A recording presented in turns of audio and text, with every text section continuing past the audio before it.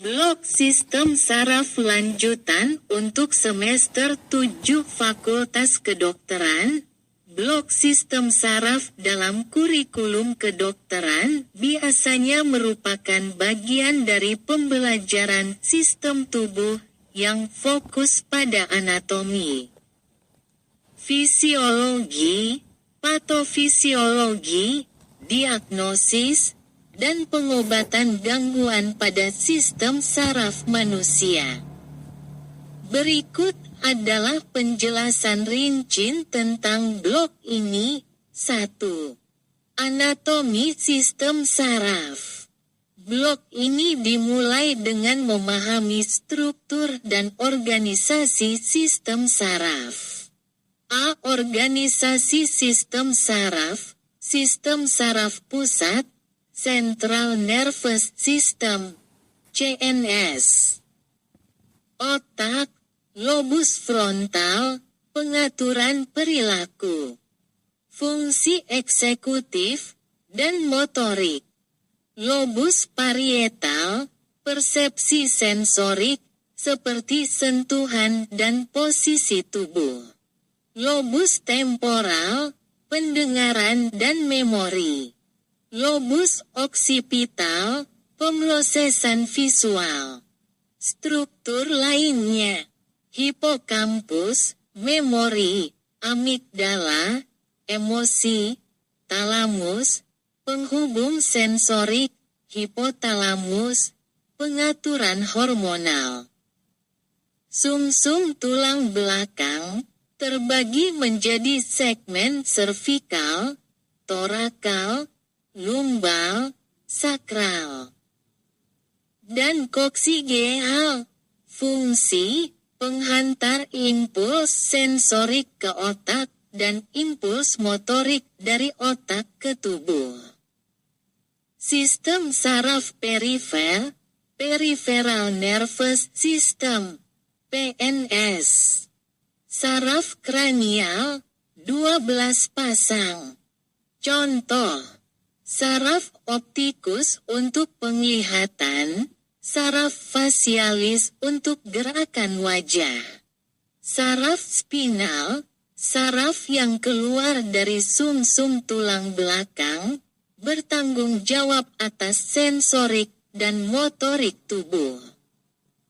Sistem saraf otonom, simpatis, respon, fight or flight. Parasimpatik, respon, rest and digest. 2. Fisiologi sistem saraf. A. Konduksi impuls saraf, neuron, fungsi, menghantarkan impuls listrik. Bagian utama, dendrit, menerima sinyal, badan sel, mengolah sinyal, akson, mengirim sinyal. Sinaps, tempat komunikasi antar neuron. Jenis, kimiawi, melibatkan neurotransmitter seperti dopamin, serotonin, asetilkolin. Elektrik, penghantaran sinyal langsung melalui gap junction.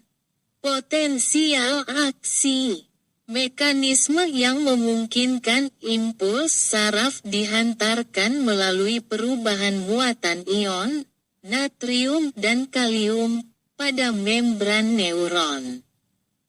B. Fungsi sensorik dan motorik. Fungsi sensorik. Jalur sensorik menghantarkan informasi dari reseptor, kulit, mata, telinga, ke otak. Contoh, jalur spinotalamik untuk rasa nyeri dan suhu. Fungsi motorik. Jalur motorik menghantarkan perintah dari otak ke otot. Contoh, jalur kortikospinal untuk gerakan sadar. C. Sistem saraf otonom, mengatur fungsi otomatis seperti tekanan darah, denyut jantung, dan pencernaan. 3. Patofisiologi gangguan sistem saraf.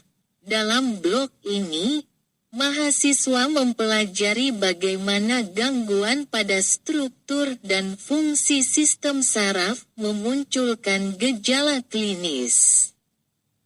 Contoh patofisiologi meliputi A. Gangguan neurologis umum, stroke, iskemik, aliran darah ke otak terhambat, contoh, trombosis, emboli. Hemoragik, pecahnya pembuluh darah otak. Gejala, hemiparesis, afasia, kehilangan koordinasi, epilepsi, aktivitas listrik abnormal pada otak yang menyebabkan kejang. Jenis, kejang vokal, pada satu bagian otak. Kejang generalisasi, mengenai seluruh otak. Multiple sklerosis, MS. Penyakit autoimun yang menyerang mielin pada neuron. Gejala, kelemahan otot, gangguan penglihatan, ataksia. Parkinson, penurunan dopamin akibat degenerasi substansia nigra di otak. Gejala, tremor, kekakuan otot, bradikinesia. B. Cedera sistem saraf, trauma kepala, hematoma subdural atau epidural akibat trauma. Cedera otak traumatik, traumatic brain injury, TBI. Cedera sumsum tulang belakang, lesi pada segmen tertentu menyebabkan paralisis, contoh, paraplegia, tetraplegia. 4. Pemeriksaan dan diagnosis sistem saraf. Blog ini juga melatih keterampilan klinis dalam mendiagnosis penyakit sistem saraf.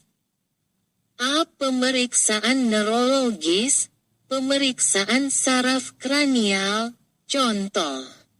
Saraf kranial 2, optikus. Tes penglihatan dengan Snellen chart. Saraf kranial 7, fasialis. Evaluasi simetri wajah dan ekspresi. Pemeriksaan refleks, refleks tendon dalam. Seperti refleks patella, lutut. Refleks patologis, seperti Babinski. Tes fungsi motorik, evaluasi kekuatan otot menggunakan skala 0 sampai 5. Koordinasi gerakan dengan uji jari hidung. Tes fungsi sensorik. Pemeriksaan rasa nyeri, suhu, dan getaran dengan alat seperti tuning fork. B. Penunjang diagnostik, pencitraan, CT scan, untuk mendeteksi stroke atau trauma kepala. MRI, untuk melihat lesi pada otak atau sumsum tulang belakang. Pemeriksaan listrik, EEG, elektroensefalogram, untuk mendeteksi aktivitas listrik abnormal pada epilepsi.